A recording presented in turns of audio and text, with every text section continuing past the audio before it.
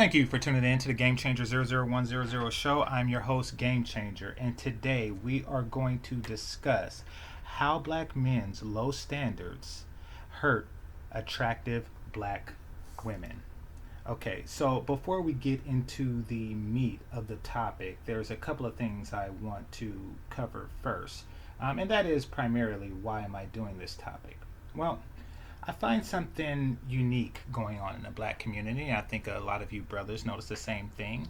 And that is that due to the sisterhood, black women are either silent or protective against less attractive women, black women in particular. Now, this is something that is rising in other communities where you see things like fat acceptance as far as white girls go, things like that.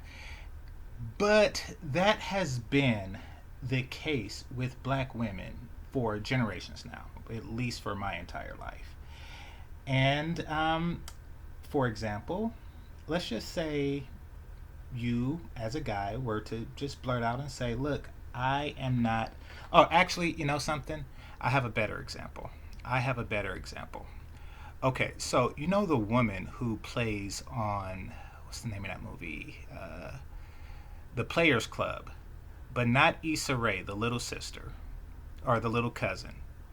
Well, she also played in The Best Man and The Best Man Holiday. So years ago, I'm watching The Best Man with a group of friends and lady and men, and the slow motion we were watching on tape. The slow motion scene where she just slowly made her appearance and she walked down the stairs, and Morris Chestnut was just like, "Oh my," and blah blah blah. I said, and I said out loud, I don't think that she is attractive enough to warrant a slow motion scene, a slow motion walking down the stairs scene. Now, some of you may agree, many of you may disagree. Don't get me wrong, she is an attractive woman. However, to be slow motion attractive, that's something that should be reserved for rare beauties. I don't even think Issa Rae deserves a slow motion walking scene, especially in such a popular movie. Anyway, so she got that scene, and after I made the comment about her not deserving the scene, the ladies, many of whom were attracted to, or excuse me, many of whom I was attracted to, a lot more so than the woman. I don't remember her name, but y'all know who I'm talking about. Came to her defense, like, I can't believe that you say she's not attractive enough for a slow motion scene.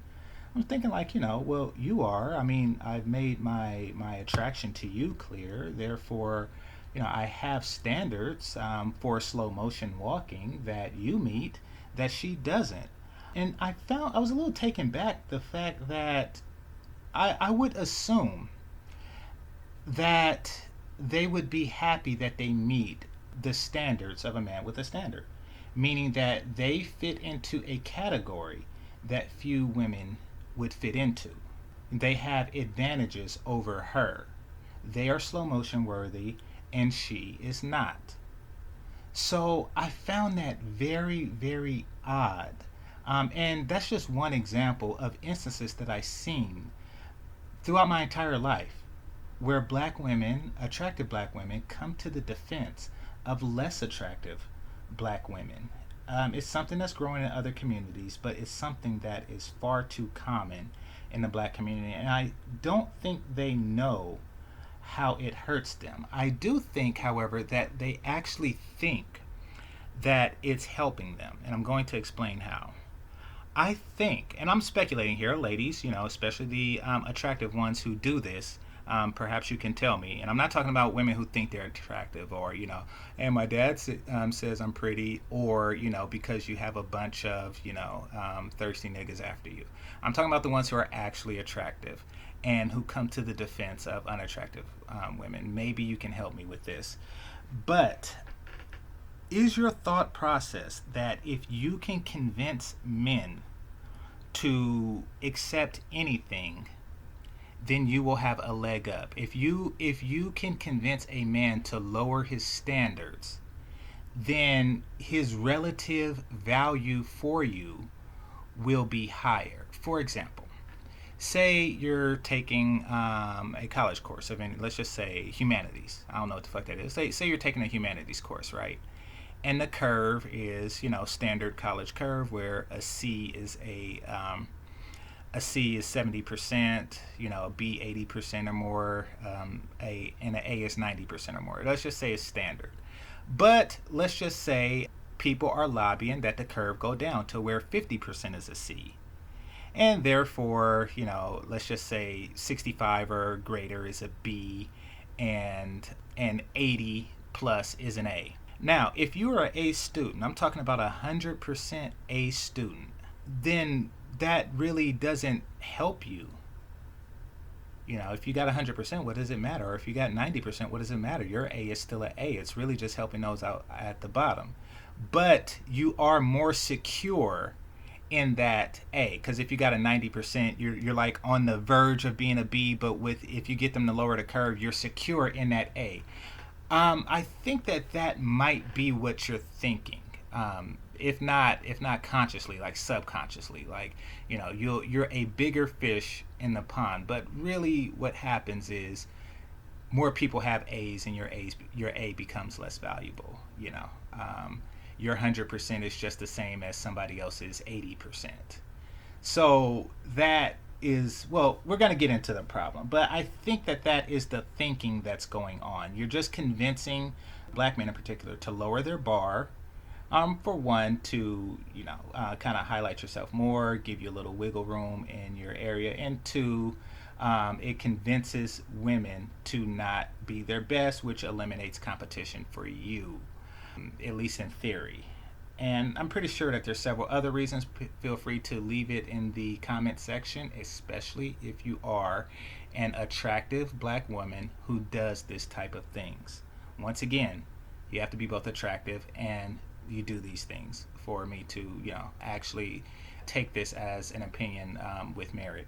All right, so now I want to discuss the advantages of being an attractive woman, because I think that for attractive women, they are probably so used to these advantages that they don't really appreciate it until it's gone. And that's happening far and far too often right now in the black community.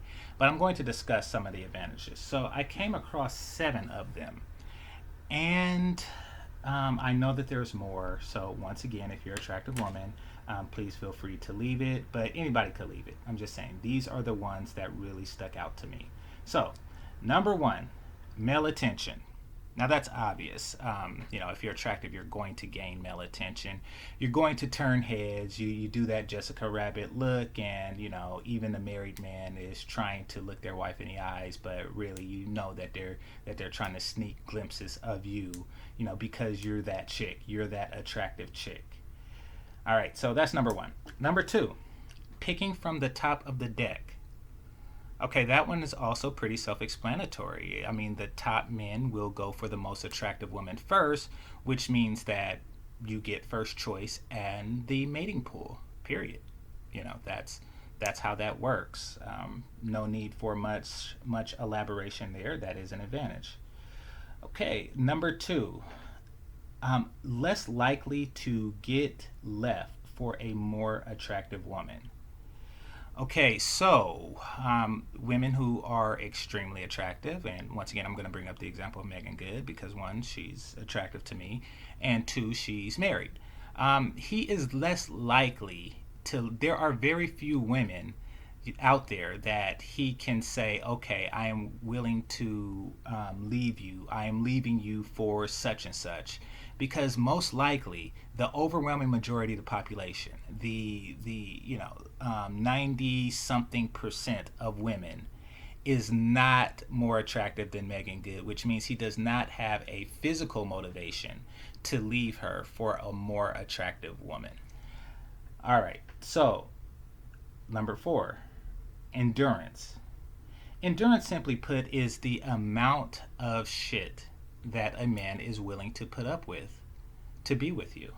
Meaning, like, an unattractive woman burns the toast and it's like, bitch, get out of here. This is the 3rd time, in 10 years that you burnt the toast. I'm sick of this shit, you fat ugly bitch. So they're more likely to get that treatment where, an attractive woman who burns the house, they say, "Oh yeah, don't worry, babe. We got insurance. Yeah, I lost a lot of pictures from when I was a kid, but I was an ugly kid anyway, so it's all good. Don't even worry about it.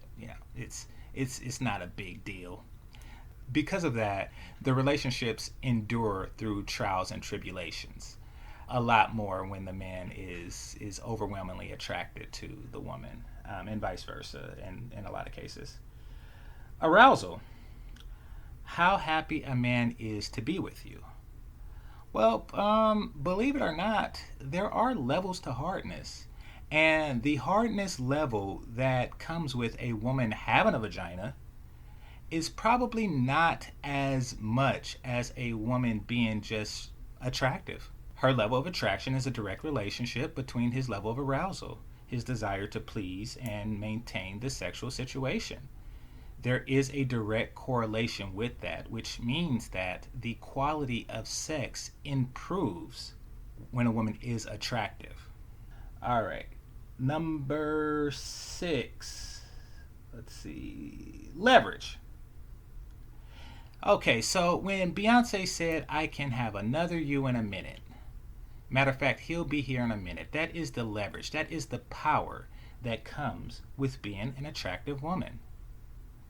Not only do you know that, he knows that. He knows that if you are in this, say, top, I don't know, 95 percentile of attractive women, then it will be hard pressed for him to find another one of you. However, it will be easy for you to find another one of him. Hence, "I can have another you in a minute." Um, Beyonce clip or whatever scenario. All right. And so basically, you can leverage that against him. And it's an unspoken leverage. But, when he sees you leave, he's more likely to say, wait a minute, let's come to some type of compromise because, dizam. All right. And last but not least, number 7 is money. Yes, there's money involved with being attractive, and I'm not talking about the sugar daddy or hooker or sugar baby type relationships, a direct exchange for sex and money and things like that. No, I am talking about in the actual world.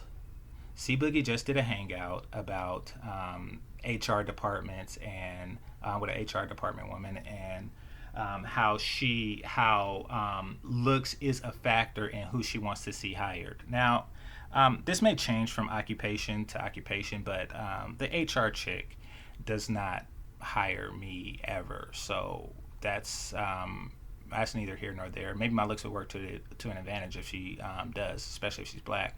But they doesn't. But I'm pretty sure that there are jobs that she does, and she has a bias for more attractive men. So that exists for women.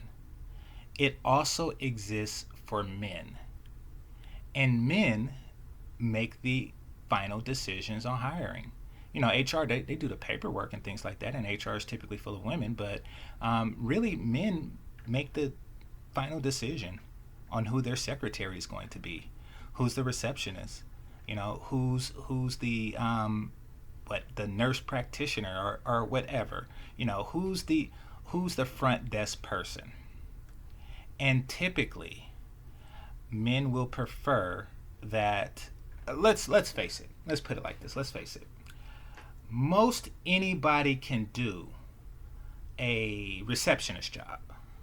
You sit at the front desk, and every 3 hours you get a call. You direct that call, and somebody comes in. You offer them some water. It's there's not much math involved, and this is not a shot at receptionists. Actually, it's more of a compliment. But so, which means that for every receptionist, there are hundreds of people who want that job. They're all trying to get that job at the same time, and they're all relatively equally qualified. So the employer, typically a man and even a woman, is going to hire the most attractive one. Why? Because she is the face of the company. She's the first thing you see. She represents the company. Like, this is the place. She is a model for the company or for that office. When somebody walks in, they see a pretty face, it puts them at ease. It makes them more open to business with them. If a guy, especially a younger guy, were to have two offers of equal value, he would pick the one with the attractive receptionist, because even if there's a small chance that he can fuck her, it gives him that leg up. So it also gives him access to talent. So there's jobs like that, and then there's jobs. My ex, oh god, this chick. My ex refused to work, and she was maybe like, when we broke up, she was like 30 or so, maybe 31, 32, because it wasn't a straight breakup, it was like a fading breakup. But anyway, she rarely, and when I say rarely, I mean like in 3 month stints, worked a quote unquote real job.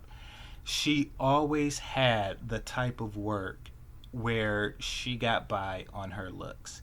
And I shit you not, there was an actual place where you can go to, um, for women like her to get jobs. She, it was called like sexyjobs.com. I don't know. If you look for it, you'll find it. But I think it was called sexyjobs.com. This was years ago.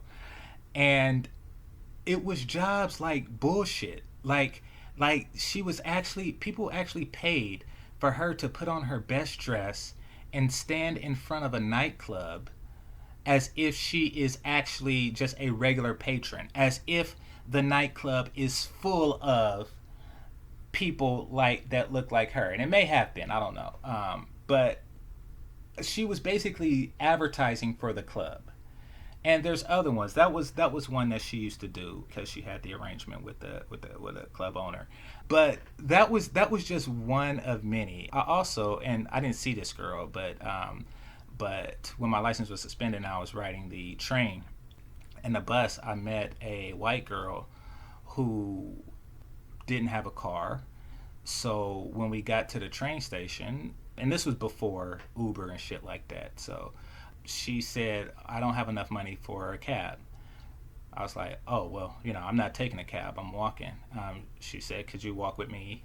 Because there's prostitutes and pimps in that direction. I'm not going to say where it's at, but there were prostitutes and pimps in that direction. She would rather not be harassed in that way, walking down the street by herself. I said, okay, fair enough. So walked with her, and she was telling me that, and I don't know if this is true or not. Like, I do not know this chick. Nothing happened between us at all. So she told me that she once had a job. By the way, she was not actually attractive. She did have a nice shape. She was a basic plain Jane white girl, a B minus Becky. However, and at first I thought that she was an attractive woman, but what happened is she is adept at putting on makeup and contacts and shit like that. But I had the benefit of seeing her without this. I was like, oh wow, you really just do a lot of shit to get this appearance. Anyway, so she was telling me that she would sit in a bar, and when guys asked her, she called it modeling. This is not modeling. I don't know what the fuck this is, but this is not modeling. When guys were asked to buy her a drink, she was paid. I don't know. I don't know if the company was doing it directly, but or indirectly, but she was paid to say Patron. And I don't know. I should damn. Trust me, I don't have her number. I'll never see this chick again. But ladies, if you know somebody who do this, tell me who's doing the paying. Cause like, do they get like a kickback for every single Patron that they buy, or what? But I don't know. It was weird. But basically, her job was to sit there and convince guys to buy her a drink, and she gets a cut of the money from when they do that. That's an advantage of being attractive, or at least appearing attractive. Another one. This is back on the money thing, and this is my final story on this. Another one was, so and I don't know. Those of you who live in California, maybe she travels from city to city. Who knows? Went into a liquor store to get some water, and there was a chick with a referee a tank top on, a white chick, long hair, white chick, with a referee tank top on, and she said, "Hey, do you drink Hennessy?" And I just said no, and I just kept going. I'm more attracted to black women than I am white women. Even though she could get the dick, I knew that a conversation that starts with "Do you drink Hennessy" is not going to end with me fucking her, unless I actually do drink Hennessy, and I don't. I don't drink. So I just brushed it off and said no, and then I turned, and I was like, God damn, And there was, I shit you not, in the liquor store, there was an extraordinarily attractive black woman in an evening gown. And I was like, what the fuck is this? So she was sitting there at the table, and there's a bunch of Hennessy and shit like that. No, it's just Hennessy. And, there were flyers and posters and shit. I was like, what the fuck? I was like, she is just like, like makeup was on point. Like she was just drop dead gorgeous, and it stopped me because I was jogging, but I lost my momentum because I was like, oh shit, that's I didn't expect to see that, and then I walked out, and there was I got my water and I walked out, and there was like a little poster, and she was called. Those of you who live in Northern California may have heard of her, especially if you drink. She's called Lady Hennessy. And I was like, what the fuck? Somebody actually paid her to look the way she was born looking, minus the makeup and shit like that, and just sit there with Hennessy bottles. It was unbelievable. It was unbelievable that she was getting paid just for her looks. That is something that less attractive women are not necessarily privy to. So, money is an advantage of being an attractive woman. Now, all right, so last I want to get to the root of the topic: how black men low dating standards hurt attractive black women. And that is because those 7 things are contingent on your relative attractiveness to other women.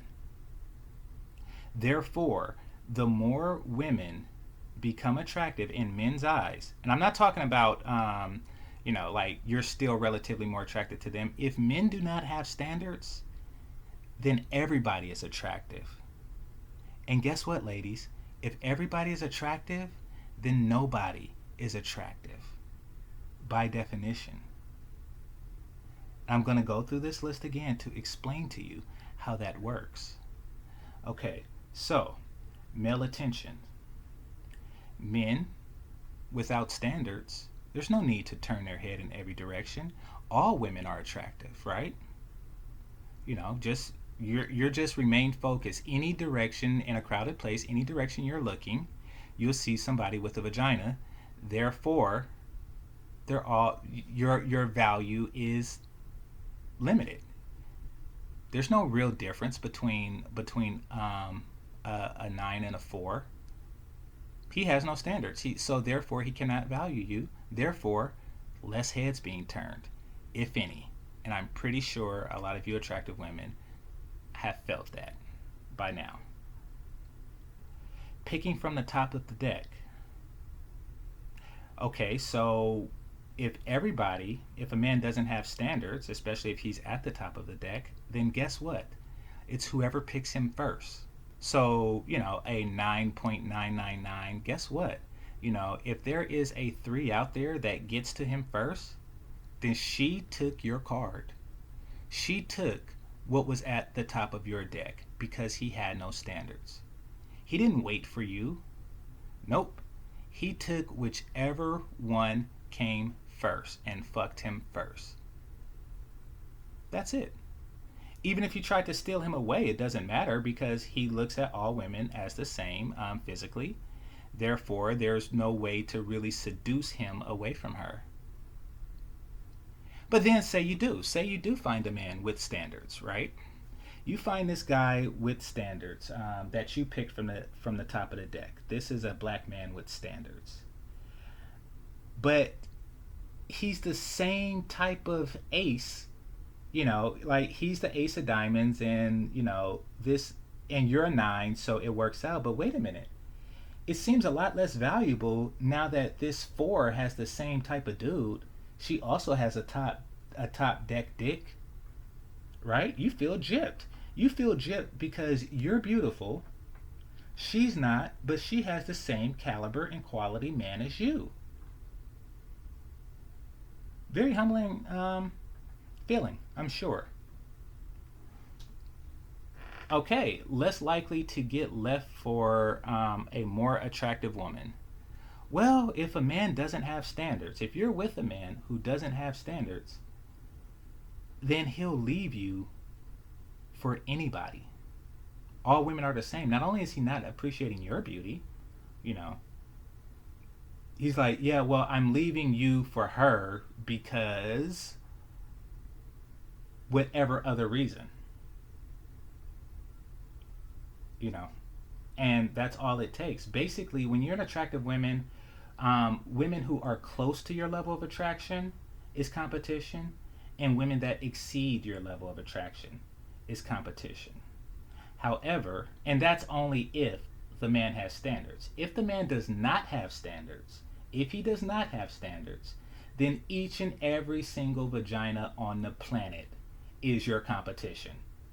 Period. He is not properly valuing you. Number 4, endurance.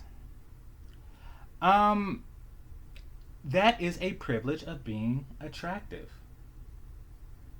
If a man just does not really recognize the difference between a 9 and a 3, then he is going to treat, because he's not going around treating every woman like a 9, trust me.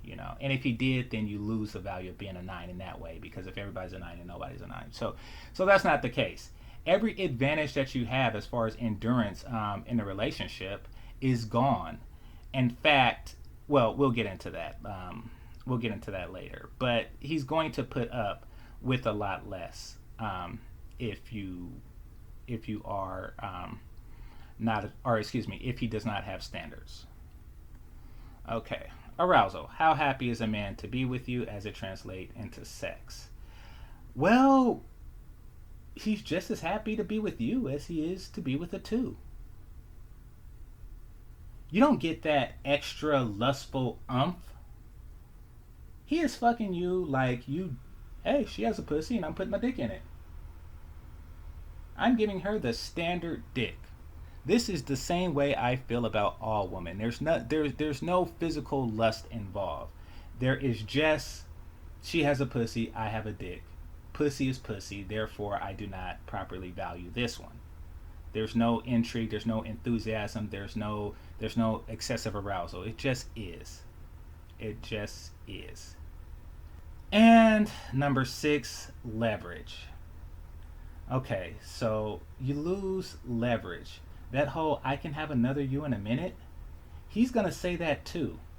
But if you're a 9, he's not going to actually get another you if he doesn't have standards. No, he's going to get another 2. You can be replaced by a 2 at any point in your life.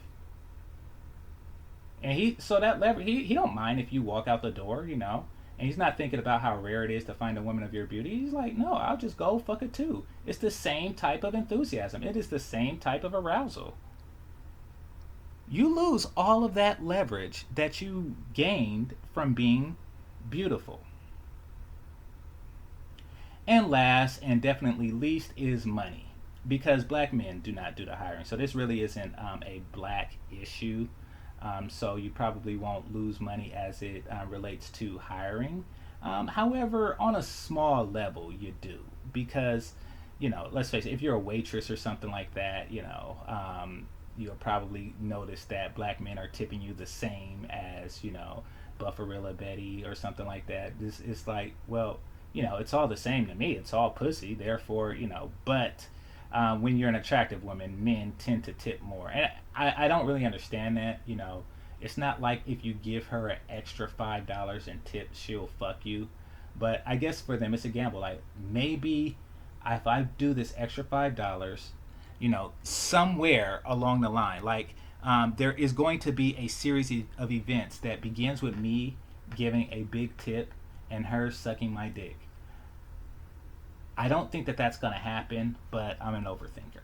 So you lose that leverage, basically. I mean, if all nines are twos, if nines and twos are the same thing, then to save money, men are just going to start tipping you like a two. So you lose that advantage. So, in conclusion, ladies, it is not in your best interest to promote no standards amongst men. If you want to shine, you shine in an environment where men have standards, where their value for you is relative to the value of others. He values you more than another woman because of your beauty. And this goes out to the beautiful women. You know, stop promoting low standards amongst men. It is not going to work to your eventual advantage. Like, think about it like this, because BGS like to use the octane thing. Okay, once you convince a once you convince a population that 87 octane is the same as 92 octane, and I'm talking about gas here. I'm not talking about amongst women.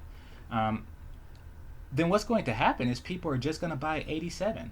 Nobody's going to spend the extra 20 cents for 92.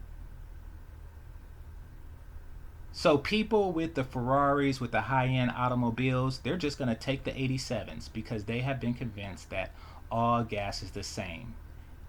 In this environment, it is impossible to sell 92 octane to anybody at all. That is what would make you the biggest loser.